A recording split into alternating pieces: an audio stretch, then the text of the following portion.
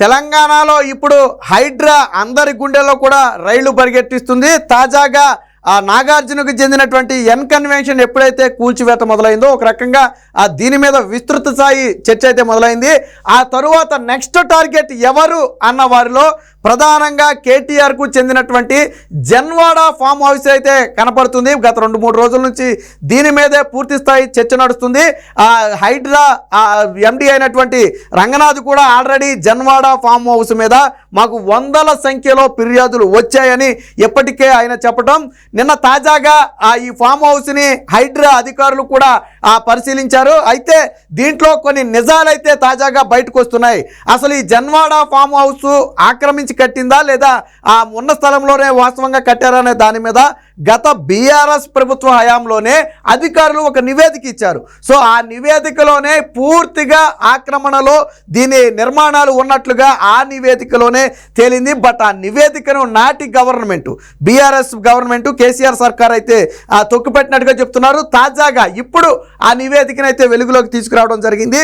ఇక ఏదైతే బోల్కాపూర్ కాలువ ఆ ప్రధాన కాలువ ఉంటుందో సో ఆ నాళా మీదే ఆ కేటీఆర్ జన్వాడ ఫామ్ హౌస్ చెందినటువంటి ప్రధాన గేటు నిర్మించారని చెప్తున్నారు. ఇక ఆ బఫర్ జోన్లో మొత్తం దీని ప్రహరీ కూడా ఉంది.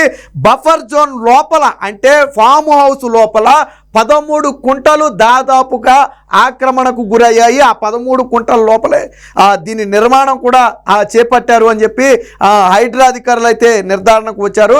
సో దీని మీద 1-2 రోజుల్లోనే చర్యలు ఖాయమన్నట్టుగా కనపడుతుంది. పూర్తి స్థాయిలో కొలతలు వేయటంతో పాటు ఎంత మేరకు ఆక్రమణ జరిగింది, ఎంత కూల్చివేత చేయాలి అంటే ఎంత కూల్చివేత చేయాలి, మెయిన్ బిల్డింగ్ వరకు కూల్చాలా లేదా ప్రహారీ గోడ లోపల కొంతవరకు కూల్చితే సరిపోతుంది అనే దాని మీద అధికారులందరూ కూడా పూర్తి స్థాయిలో అయితే నివేదికలు సిద్ధం చేస్తున్నారు.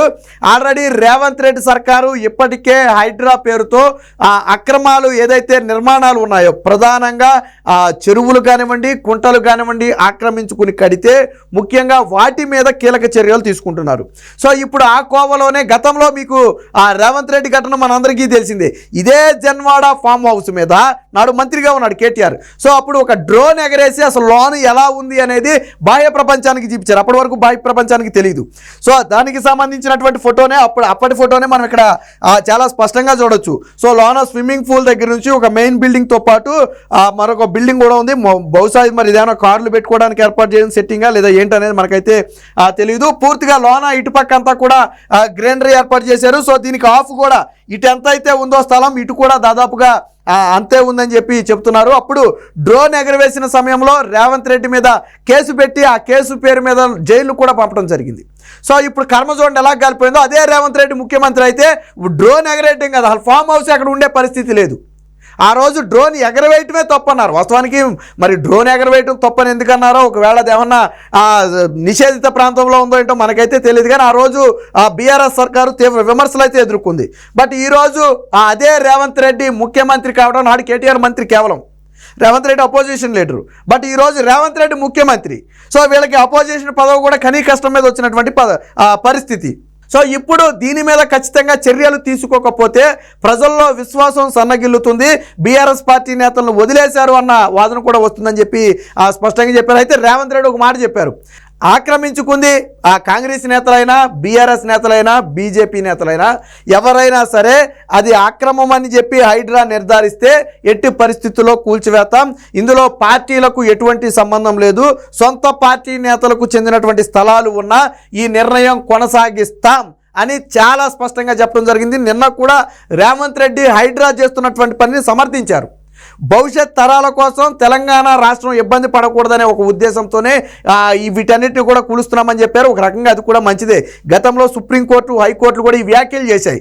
మీరు చెరువులు కుంటలు ఆక్రమించేసి బిల్డింగులు కడితే వరద ఊళ్ళలోకి రాక ఇళ్లలోకి రాక ఎట్టుపోతుందని చెప్పి గతంలో కోర్టులు ఆక్షేపించాయి. సో ఇప్పుడు ఆ కోర్టు నిర్ణయాల ప్రకారమే ప్రధానంగా చెరువులు కుంటలు ఆక్రమణనైతే తొలగిస్తున్నారు. నాగార్జునకు చెందినటువంటి ఎన్ కన్వెన్షన్ కూడా దాన్ని చెరువుని ఆక్రమించి కట్టారు అనే కూల్చివేయడం జరిగింది. అలాగే ఇప్పుడు తాజాగా ఓవైసీకి చెందినటువంటి ఒక ఉమెన్ కాలేజీ కూడా పూర్తిగా చెరువును ఆక్రమించి కట్టారని చెప్పి బలంగా వాదనలు వినిపిస్తున్నాయి. దీంతో దాని కూల్చివేత కూడా రంగం సిద్ధం చేస్తున్నట్టు తెలుస్తుంది. ఎండీగా ఉన్నటువంటి రంగనాథ్ ఒక సూచన చేశారు, ఒకవేళ విద్యా సంస్థలు కన్నా ఆక్రమణలో ఉన్నట్టుంటే వాటికి కొంత సమయం ఇస్తాం, ఎందుకంటే అకాడమిక్ ఇయర్ ఇప్పుడు నడుస్తుంది, విద్యార్థులు ఇబ్బంది పడకూడదు. కాబట్టి ఈ విద్యా సంవత్సరం ముగిసిన వెంటనే మీరే అక్కడ నిర్మాణాలు తొలగిస్తే మంచిది, లేదంటే సెలవుల్లో మేమే పడగొట్టేస్తాం. విద్యార్థులకి ఇప్పుడేమీ హాని చేయం, విద్యార్థుల భవిష్యత్తును ఇప్పుడు నాశనం చేయబోం, బట్ పడగొట్టడం మాత్రం ఖాయం, సెలవుల్లోనైనా సరే మేము పడగొట్టేస్తామని చెప్పి హైడ్రా అధికారులు స్పష్టంగా చెప్పారు. ఇదే కోవలో ఎవరైనా చిన్న చిన్న ఇళ్ళు నిర్మించుకున్నా లేదా ఏదన్నా చేతి వ్యాపారాలు చేసుకుంటున్నా వారి జోలికి పోబోము, పేదల జోలికి అసలే పోము, వారు ఒకవేళ ఉంటున్న నిర్మాణమైనా వాళ్ళ జోలికైతే మేము తీయమని చెప్పి హైడ్రా అధికారులు చాలా స్పష్టంగా చెప్పారు. సో ఎవరైతే ఈ ప్రభుత్వ స్థలాలను ఉపయోగించుకుని వ్యాపారాలు చేస్తున్నారో, బడా బడా బిల్డింగ్లు కట్టడం కానివ్వండి, కన్వెన్షన్లు కట్టడం కానివ్వండి, లేదా కాలేజీలు సినిమా హాళ్ళు కట్టడం కానివ్వండి, ఇలా వ్యాపార రీత్యా ఉపయోగించుకుంటున్నారో వాటి మీద అయితే చర్యలు తీసుకుంటామని చెప్పారు. ఇప్పుడు ఏదైతే జన్వాడ ఫామ్ హౌస్కు ఎప్పుడైతే హైడ్రా అధికారులు వెళ్ళారు అని తెలిసిందో బీఆర్ఎస్ నేతల్లో ఒకసారిగా టెన్షన్ అయితే మొదలైంది. కేటీఆర్ ఆల్రెడీ నిన్న కవితకు బెయిల్ వచ్చిన నేపథ్యంలో ఢిల్లీ వెళ్ళారు. సో ఢిల్లీ నుంచి పరుగున జన్వాడ ఫామ్ హౌస్ కూడా కేటీఆర్ వచ్చినట్టుగా తెలుస్తుంది. దీంతో లీగల్గా ఎలా మూవ్ అవ్వాలి, వీళ్ళు చర్యలు తీసుకోకముందే దీన్ని న్యాయస్థానాల ద్వారా అడ్డుకునే అవకాశం ఉందా అనే దాని మీద ఆల్రెడీ చర్చలు కూడా ప్రారంభించినట్టు తెలుస్తుంది. ఇదే సమయంలో హైడ్రా అధికారులు ఒక నిర్ధారణకు అయితే వచ్చారు. బోల్కాపూర్ నాలాను పూర్తిగా క్లోజ్ చేసి దాని ప్రధాన గేటు కట్టారు. సో దీని నుంచి నీరు వెళ్ళాలి, వరద నీరు. సో ఇప్పుడు అదంతా కూడా స్ట్రక్ అయిపోతుంది. రెండు, ఈ ఫామ్ హౌస్కి చెందినటువంటి ప్రహారీ కూడా బఫర్ జోన్లో కట్టారు. ఈ ఫామ్ హౌస్ లోపలే 13 కుంటలు ఉన్నాయి, అవన్నీ కూడా ఆక్రమించినట్టే లెక్క, ఎందుకంటే కుంటల లోపల ప్రహారీ గోడ ఉంటే ఖచ్చితంగా అది ఆక్రమణ కింద లెక్క. సో కాబట్టి ఇది పూర్తిగా ఆక్రమించారు అనడానికి ఆధారాలు ఉన్నాయని చెప్తున్నారు. దీనికి సంబంధించి పూర్తి స్థాయి నివేదికను కూడా వీళ్ళు సిద్ధం చేసినట్టుగా తెలుస్తుంది. మొత్తంగా తెలంగాణలో ఇప్పుడు కేటీఆర్ ఫామ్ హౌస్ మీదకు హైడ్రా అధికారులు దూసుకు వెళుతున్నారనే వార్త మాత్రం రాజకీయ వర్గాల్లో కొంచెం పెను దుమారాన్ని రేపుతుంది. ఇప్పుడు అటు కాంగ్రెస్ మధ్య ఇటు బీఆర్ఎస్ నేతల మధ్య కూడా ఇప్పటికే మాటల యుద్ధం మొదలైంది. అయితే కేటీఆర్ దీన్ని పూర్తిగా ఆక్రమించింది కాదు అని చెప్పే ప్రయత్నం ఎక్కడైనా చేస్తున్నారంటే ఆ ప్రయత్నం లేదు. ఒకవేళ మనం గతంలో చెప్పినట్టుగా లీగల్గా అన్ని అర్హతలు ఉండి అన్ని కాగితాలు ఉండి అది ప్రైవేటు స్థలం అయితే ప్రభుత్వం దాంట్లో ఇసుమంత ఎత్తు కూడా ఏ చర్యలు తీసుకోలేదు. ఇప్పుడు నా భూమిలో నేను ఇల్లు కట్టుకున్నాను అనుకోండి, ప్రభుత్వం ఎందుకు కూల్చేస్తుంది? సో నా భూమి కాకుండా నేను అందులో ప్రభుత్వ భూమిని ఆక్రమించడమో లేదా అనుమతులు లేకుండా నిర్మించడమో చేస్తే తప్ప వాళ్ళేమి మంజోలు తీరు. సో ఇప్పుడు మరి నాడు మంత్రిగా ఉన్నాడు కాబట్టి కేటీఆర్ జన్వాడ ఫామ్ హౌస్కి మరి అనుమతులు తీసుకుని కట్టారా తీసుకోకుండా కట్టారా అనేది వాళ్ళే చెప్పాలి.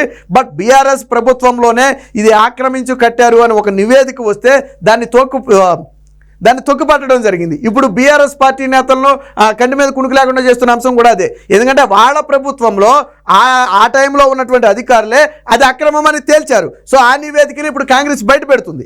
కాబట్టి బీఆర్ఎస్ నేతలకు కనీసం కౌంటర్ చేయడానికి కూడా అవకాశం లేకుండా పోతుంది. ఏది ఏమైనా మొత్తంగా ఇప్పుడు హైడ్రా జన్వాడ ఫామ్ హౌస్కు దూసుకు వెళ్తుందనే వార్త అయితే కలకలం లేపుతుంది. ఇప్పటి వరకు మరి కేసీఆర్ అయితే దీని మీద ఇప్పటి వరకు స్పందించాల, కేవలం కేటీఆర్ మాత్రమే స్పందిస్తున్నారు. వాస్తవానికి కేసీఆర్ నిన్నటి వరకు కూడా ఈ బెయిల్ మీదే ప్రధానంగా దృష్టి పెట్టినట్టుగా తెలుస్తుంది. మొత్తానికి కవితకు బెయిల్ వచ్చిన నేపథ్యంలో ఇప్పుడు కేటీఆర్ ఫామ్ హౌస్ని మరి కాపాడే ప్రయత్నం చేస్తారా లేదా లీగల్గా వెళ్తారా లేదా ఏం చేస్తారో చూద్దామని వదిలేస్తారా అనేది తెలియదు. మొత్తానికి కేసీఆర్ కూడా స్పందిస్తే ఈ హైడ్రా ఏదైతే కూల్చివేతలు జరుగుతున్నాయో అలాగే జన్వాడ ఫామ్ హౌస్ కూల్చివేస్తామని చెప్పి దాదాపు అధికారులు చెబుతున్నారో దీని మీద మరి కేసీఆర్ స్పందన ఎలా ఉంటుందనేది చూడాలి, కేటీఆర్ స్పందన ఎలా ఉంటుందనేది చూడాలి. మొత్తంగా 1-2 రోజుల్లోనే జన్వాడ ఫామ్ హౌస్ మీదకు హైడ్రా బుల్డోజర్లు దూసుకు వెళ్తాయి అనేది మాత్రం చాలా స్పష్టంగా అర్థమవుతుంది.